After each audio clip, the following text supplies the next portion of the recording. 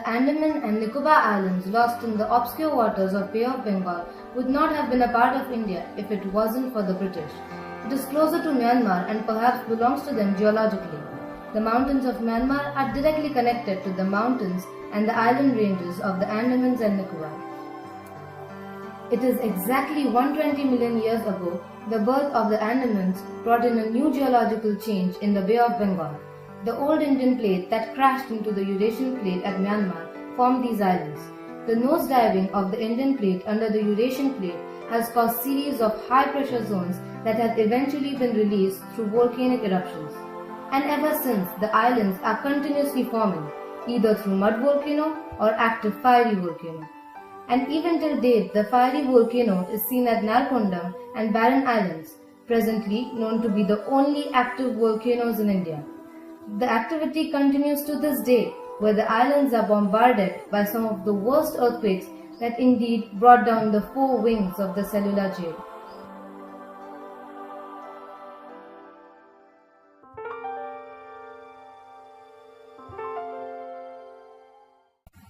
The cellular jail, popularly known as the Kala Pani or the Black Water, is located in Port Blair, the capital city of Andaman and Nicobar.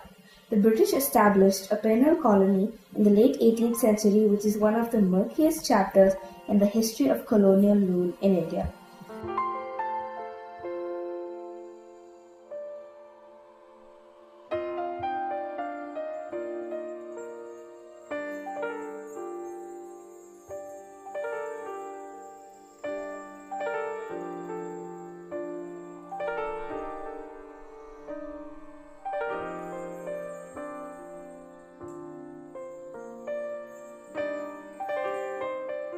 The history dates back to the Indian Rebellion period of 1857. The prison was known to house many notable Indian activists, including Veer Savarkar during the struggle for Indian independence.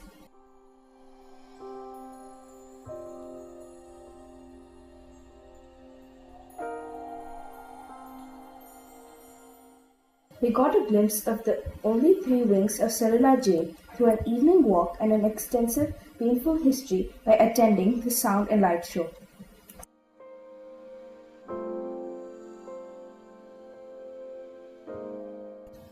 Ironically, the cellular jail became the home to the British prisoners when the Japanese invaded the Andaman Islands in 1942 during the Second World War. The Japanese occupied the British capital, the Ross Island, and controlled it for over 3 years. Named after the marine surveyor Sir Daniel Ross, the island was once a flourishing England in the tropics. We understood how the island was recreated exactly to suit the needs of the British, with amenities such as swimming pool, tennis court, bakery, a mini market, a commissioner's residence, cemetery, and laundry facilities. Today, one can see the remnants of an opulent past as ruins.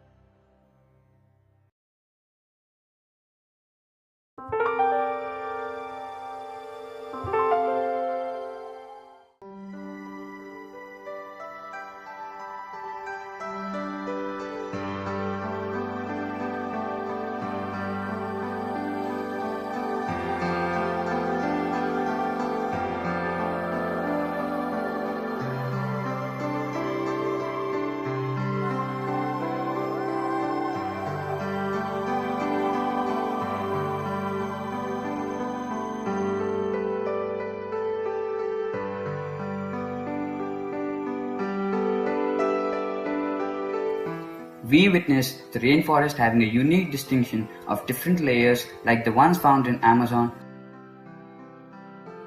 Congo, or the Indo-Malayan.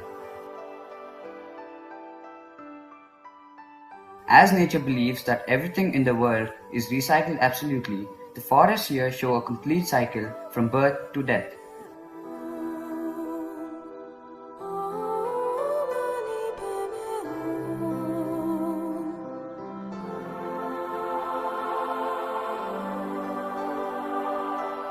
We saw the flow of water cycle being regulated by these forests like a sponge that stores water during the monsoon and releases thereafter during the non-rainy season.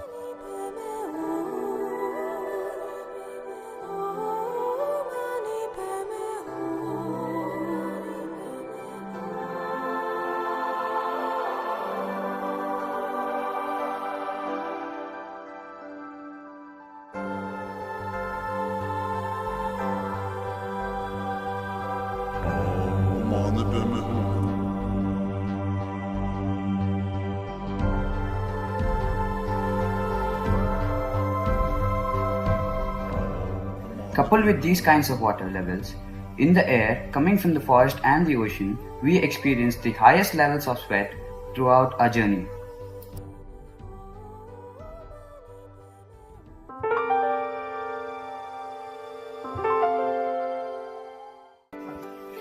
The forces of nature in Andamans were not only controlled by air, but is also largely controlled by the ground below us.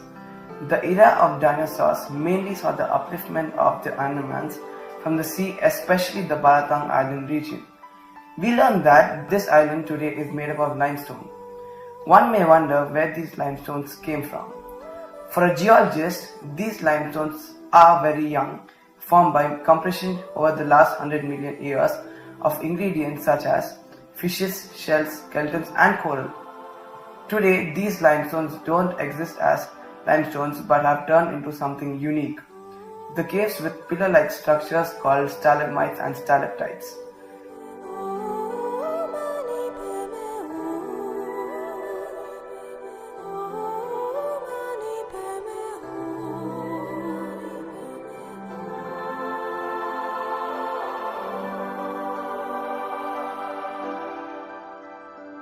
Some of the deep caves extend into Sumatra, Java, Borneo, and Papua New Guinea.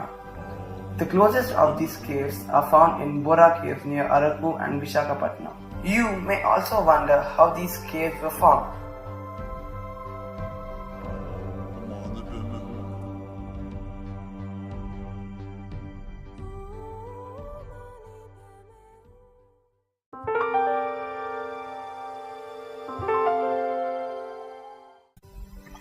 The forces of sea waves have constantly changed the shapes of these islands. What we saw in some areas was that they remained rocky, such as the one at Lakshmanpur or Sitapur beach, and white sandy beaches like the one at Bharatpur beach. We saw an extensive network of coral formations on the sandy beaches and of the entire Neel Island. We had an opportunity to see them through snorkeling and a drive through the glass boat.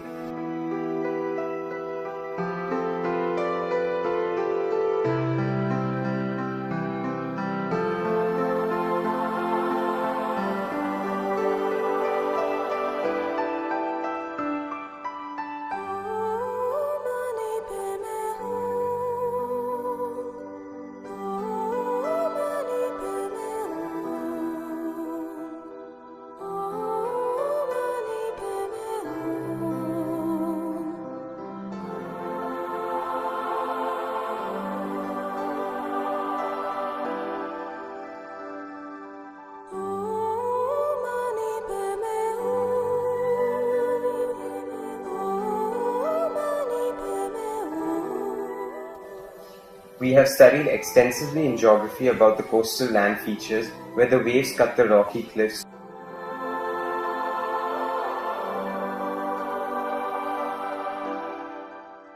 Waves cut the rocky cliffs to make them into a cave.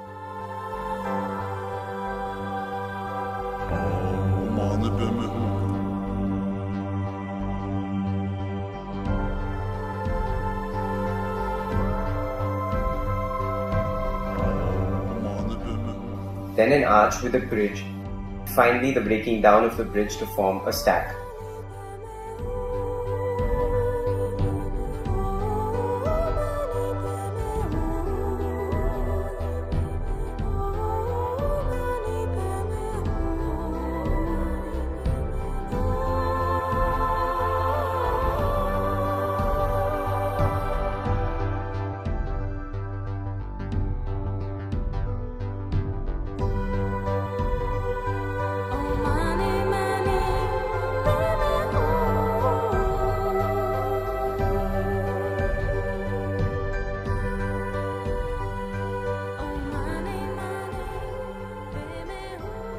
The breakdown was faster wherever the rocks were of mud volcanic in nature.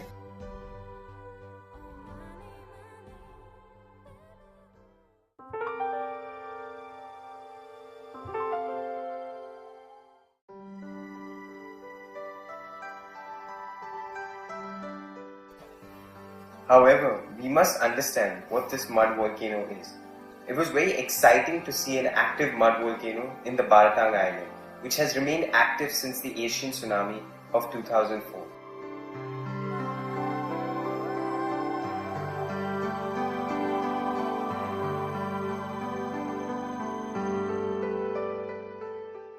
Mud volcano, in simple terms, is the spewing out of pasty mud due to excessively high temperature beneath the ground.